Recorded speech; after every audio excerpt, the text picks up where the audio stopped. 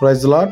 June 17వ తేదీ 2024. ఈరోజు దేవుడు బలపరచు వాక్యము, నేను మీకు తోడుగా ఉన్నాను. ఇదే యెహోవా వాక్కు. హగ్గయి 1వ అధ్యాయం 13వ వచనము.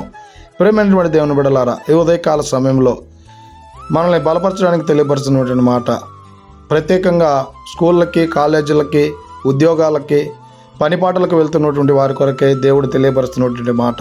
ఈ లోకంలో అనేక మంది నీకు తోడై ఉంటానని చెప్పి వారైనా నీకు చేయి విడవచ్చేమో, కానీ ఈ ఉదయకాల సమయంలో దేవుడు నీతో వాగ్దానం చేస్తూ ఉన్నాడు. నేను నీకు తోడై ఉన్నాను.